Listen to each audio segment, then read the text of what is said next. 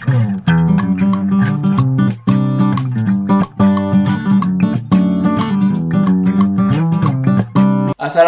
warahmatullahi wabarakatuh. Ketemu lagi dengan saya Srono. Bukan lagi sih, ini ketemu perdana. Mohon izin. Sekarang saya di podcast Detik Sumsel dengan topik yang khusus, yaitu obrolan politik fenomena pilkada. Dan ada narasumber dua ini. Wah, ini dua orang besar yang cukup akrab dengan banyak kalangan, dan kita akan mengulas beberapa hal yang bisa dikatakan kalau ngobrol dengan mereka sebenarnya 10 menit itu bakal kayak pembuka saja. Kita sapa yang pertama, Dr. Kandidat Haji Muhammad Al-Bukhari MIlkom sebagai pengamat komunikasi politik dan juga tokoh partai politik karena beliau diamanahkan sebagai Ketua Bapilu di Partai Kebangkitan Nusantara. Assalamualaikum, Pak. Waalaikumsalam. Aduh, ini setiap hari makin muda kayak. Iya, dengan gayanya. Ya, saya sebagai anak muda kalah necisnya dengan beliau ini. Di samping beliau, ini guru saya yang selalu menjadi panutan dalam bidang media. Kita sapa langsung Dr. Hadi Prayogo MIlkom. Assalamualaikum. Waalaikumsalam warahmatullahi wabarakatuh. Ini kayaknya saya juga mau pakai topi pet ini agak lama lagi. Ciri khas ini. Tapi kayaknya saya topi koboi aja lah. Ya. Mas Hadi. Ya, siap. Pak Al, saya mau tanya dulu ke Mas Hadi. Ya. Kenapa tiba-tiba, ini tidak tiba-tiba sih, ya, tercetus ide Detik Sumsel mempunyai program khusus tentang obrolan politik fenomena pilkada. Ya, baik Mas Surono, ini perkenalkan juga para sahabat Detik Sumsel. Mas Surono ini adalah podcaster Detik Sumsel yang baru bergabung artinya. Amin. Meskipun dia di podcaster sudah lama di beberapa media. Nah, tadi pertanyaannya kenapa Detik Sumsel harus memiliki tema tentang politik pilkada. Saya pikir ini adalah sebuah keharusan karena pilkada serentak 27 November 2024 itu mempengaruhi hajat hidup orang banyak. Se-Indonesia dan khususnya tentu saja se-Sumsel. Sehingga tentu saja Mas Rono dan para sahabat Detik Sumsel harus berkiprah di sana. Antara lain dengan menyelenggarakan podcast yang bertema tentang politik di fenomena pilkada. Ini sangat luar biasa. Nantinya kalau bisa akan kita tayangkan seminggu sekali atau bisa juga seminggu 2 kali dengan mengundang para pakar politik, kemudian bahkan praktisi politik dan sebagainya. Intinya adalah ini podcast ini adalah gunanya untuk mencerdaskan para sahabat Detik Sumsel. Demikian Mas Rono. Bicara podcast, bicara pilkada, tidak terlepas dari komunikasi politik. Betul. Nah, berarti kita ke Pak Al dulu nih. Pakarnya, ya. Pak Al, kadang-kadang ini nih media tidak bisa melepaskan diri dengan survei, Pak Al. Termasuk masyarakat pun sebentar-bentar, siapa sih survei paling tinggi calon ini? Seberapa sih akuratnya survei dan bagaimana analisis survei dari komunikasi politik, Pak? Ya, memang saya kira barometer salah satu bakal calon yang harus dimajukan itu dia harus memenuhi kriteria satu ya, kalau dalam ilmu komunikasi itu dia harus pandai melakukan personal branding. Ya kan? Ya, jadi mencitrakan diri dia. Ya. Kedua adalah karena dia bagian dari partai politik, tentunya tidak lepas daripada political branding. Nah, yang tidak kalah penting adalah political marketing. Jadi 3 itu harus menjadi bagian daripada para calon kepala daerah. Nah, salah satu indikator apakah dia memang secara akseptabilitas diterima oleh masyarakat, dilakukan jajak pendapat survei. Prasurvei dulu ya, prasurvei. Inilah yang jadi salah satu persyaratan partai politik untuk mengusung atau mendukung salah satu kandidat ya. Nah, jadi survei itu bagian yang sangat penting. Ya, apakah dia memang populer? Ya. Apakah dia juga dapat diterima oleh masyarakat, akseptabilitas? Ya. Nanti ujung-ujungnya elektabilitas. Tapi izin Pak Al, seberapa akurat sih survei yang dilakukan saat ini? Ada hal-hal lain tidak yang ada dalam survei itu? Tapi saya katakan prasurvei itu sebagai tolak ukur ya. Tolak ukur ya. Tolak ukur, tapi bukan dijadikan sebagai pegangan kuat. Bukan jadi patokan. pegangan kuat, ya. Kenapa? Kalau kita bicara prasurvei, itu kan baru awal ya. Ya pertanyaannya pun ringan, siapa yang layak jadi pemimpin kepala daerah, belum ada siapa ya.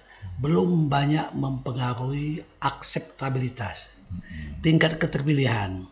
Nah, kalau kita melihat fenomena Pilpres 2024, Loh ngapa kilas balik nih? ya, Ada hubungannya nih? ya ada dua hal.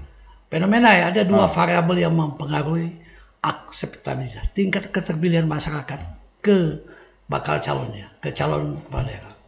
Ada dua variabel tambahan. Jadi di luar dari ilmu komunikasi ini, yang saya amati ya, ada variabel cawe-cawe. Oke. Dan itu sudah menjadi rahasia umum. Ya benar. Ada lagi variabel namanya money politik. Aduh. Kan sudah umum, ya kan, sudah menjadi halal kan istilahnya ya. Kalau dulu menjadi sesuatu yang haram, menjadi halal nih, ya kan? Karena tidak ada satupun para kepala kandidat, ya, atau caleg, ya, atau calon presiden yang dipidanakan, kan tidak ada ya. Tidak ada. Ya. Nah, dua hal inilah yang nanti akan menentukan, ya, calon kepala daerah sepanjang dia pandai menyikapi dua variabel ini. Oke. Kalau dia mengabaikan dua variabel ini, ya, tidak mengantisipasi dua variabel ini, ya, yang bisa saja yang hasil prasurvei besar, Ya, bagus tinggi, tapi pada saat konsentrasi politik ini rendah, yang kita anggap yang waktu prasurvei kecil dia bisa melambung.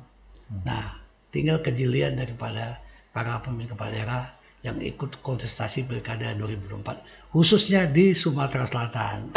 Itu Bro Sukono. Ya, jadi untuk mengantisipasi money politik dengan cawe-cawe ini, para calonnya harus berbuat apa nih Pak? Kan ini kan serangannya kuat benar Pak. Cawe-cawe dan money Sebetulnya politik. kalau untuk mengatasi ini secara regulasi sudah ada. Mm-mm. Ya, perangkat daerah tidak boleh cawe-cawe, ya kan? TNI Polri tidak boleh cawe-cawe, ya. Harus semua netralitas. Sudah ada regulasinya. ASN ya terutama. Ya, ASN tidak boleh cawe-cawe, ya kan? Sudah ada regulasinya, ya kan? Apabila terjadi pelanggaran, makanya ada konsekuensi sanksi administrasi maupun sanksi pidana. Tapi itu dalam Pilpres 2024 kan terjadi, sangat terjadi. Kita lihat pada saat gugatan di MK kan, ya kan itu. Money politik, saya kira sudah rahasia umum. Ya kalau kita lihat pileg kemarin, semua calon-calon pileg itu tidak nonsen lah dia akan terpilih nggak pakai duit. Ya. Nah, ini dapat mempengaruhi tingkat keterpilihan masyarakat. Yang tadi masyarakat milih si A karena amplopnya besar, milih si B. Jadi akseptabilitas ini sangat berpengaruh di dua variabel itu. Boleh tidak saya minta angka Pak Al? Berapa persen pengaruhnya dua hal itu? Sangat dominan. Berapa persen? Sangat dominan. Ya saya nggak bicara presentasi ya, tapi sangat dominan. Makanya dari faktanya saya bilang banyak sekali yang hasil survei, prasurvei bagus. Iya benar. Ya kita lihat waktu Pilpres kan banyak yang bagus kan. Banyak benar. Banyak benar. Tapi anjlok. Banyak benar. Karena dua variabel tadi. Benar. Nah ini harus menjadi perhatian para calon kepala daerah, khususnya di 17 kabupaten kota. Berarti saya mau ke Mas Hadi dulu Pak ya, izin ya. Mas Hadi. Ya. Kalau bicara dengan apa ya, Pak Al mengungkapkan dengan apa adanya peristiwa-peristiwa yang sangat mengkhawatirkan. Sebenarnya harapan Mas Hadi sebagai juga, saya tahu nih menulis salah satu buku tentang sifat kenabian dalam jurnalistik. Sosok calon yang paling tepat itu seperti apa sih Mas Hadi? Ya. Yang akan memimpin suatu daerah. Jadi memang sekarang ini sosok pemimpin ini banyak biasnya. Seiring dengan perubahan zaman. Apa yang dikatakan Pak Al tadi benar adanya. Bahkan seorang ketua umum sebuah partai juga pernah bilang, kalau menjadi kepala daerah itu harus ditanya dulu, berapa uangmu? Nah ini kan mencerminkan bahwa sebenarnya di pihak politisi sendiri itu sudah hal seperti itu sudah biasa. Kemudian juga apalagi dengan perkembangan pada waktu pileg 2024 itu menjadi barang yang semakin halal masalah money politik dan sebagainya. Nah, kembali ke tadi seorang sosok pemimpin seharusnya seperti apa. Ini memang bagaikan telur dan ayam. Mana dulu? Mana sosok pemimpin yang bagus atau menciptakan masyarakat berkarakter politik yang bagus. Nah, tadi pertanyaan Mas Surono tentang sosok pemimpin. Ya, memang benar. Pada saat saya mengambil disertasi S3, saya mempelajari namanya karakter Nabi. Karakter Nabi itu ada 4. Strong leader. Strong leader. Termasuk strong leader, kemudian visioner, dan 4 sifat Nabi, yakni staff. Sidik, tablik, amanah, fatona. Sidik, ya ini memang ideal. Seorang pemimpin harus jujur, berkata benar. Kemudian tablik, ini berarti seorang pemimpin mewarisi sifat Nabi yang selalu menyampaikan. Dalam hal ini kalau Nabi adalah menyampaikan kebenaran dari ilahi, dari Allah. Nah, seorang pemimpin juga harus menyampaikan visi-visinya dengan secara benar. Kemudian amanah. Karakter Nabi yang amanah ini luar biasa. Karakter Nabi bisa dipercaya. Nah, selayaknya seorang pemimpin juga harus bisa dipercaya. Baik oleh masyarakatnya atau oleh pemimpin lebih atasnya. Kemudian yang terakhir sifat Nabi adalah fatona. Cerdas. Bayangkan seorang Nabi Muhammad yang kita tahu beliau itu buta huruf, tapi bisa memimpin ratusan, ribuan, bahkan miliaran umat sampai sekarang. Itu karena pemikiran beliau yang sangat cerdas. Nah, seorang pemimpin juga harus cerdas dalam memimpin nantinya ketika dia jadi, bagaimana menjadikan kotanya, provinsinya, negaranya menjadi sesuatu yang baik tentunya. Nah, itu kira-kira Mas Surono. Nah, berarti saya mau kembali lagi ke proses mencapai hal itu kepada ke Pak Al. Pak Al tadi kan menyinggung soal netralitas ya, ASN yang lain. Berarti ketika yang maju ini ada hubungannya dengan ASN, entah dia kemarin mantan PJ ataupun kemarin dia di lingkungan pemerintah, terus menguntungkan dia tidak posisi itu, Pak? Tapi sebetulnya kalau kita bicara nuansa administratif dengan nuansa politik itu kan lebih banyak bargaining positionnya ya, yang tentunya dan itu tidak mudah, artinya dia harus banyak melakukan pendekatan-pendekatan dengan partai politik gitu ya, ya harus bagaimana membangun lobby-lobby politik yang kuat ya. Nah itu saya kira begitu Mas Rono. Tapi saya menggarisbawahi apa yang disampaikan oleh Mas Hadi. Mas Hadi ya, Apa nih? Dr. Hadi ini ya. Memang kalau kita lihat ya dari data dan fakta yang ada ya, dari 582 kabupaten gitu ya, kita bicara kabupaten dulu ya. Ya, bisa kabupaten. Indonesia ya. Indonesia. Hampir 30% lah kali ya. Mereka tuh pakai baju kuning gitu ya. Baju kuning ya. Jadi memang nah ini ada apa ini? Fenomena apa ini? Artinya bahwa ke depan kalau bisa pemimpin yang betul-betul pemimpin yang kuat, strong leader. Ya, yang tadi dikatakan Mas Hadi harus mempunyai akhlak seperti Nabi, punya jiwa visioner, entrepreneur yang kuat. Kalau kita bicara entrepreneur yang kuat, kita bicara ide dan gagasan dan strategi kolaboratif menjadi bagian daripada para calon kandidat. Sehingga dia daerahnya bisa berkembang maju dan untuk meningkatkan taraf hidup dan perekonomian daerah. Kalau sebagai kepala daerah hanya bangun infrastruktur, ya itu biasa, ya biasa-biasa saja. Yang luar biasa yang memang bagaimana? Tugasnya kepala daerah yang luar biasa. Ada kata filsuf Socrates yang mengatakan begini. Orang bijak itu, orang hebat, ada orang yang punya ide dan gagasan.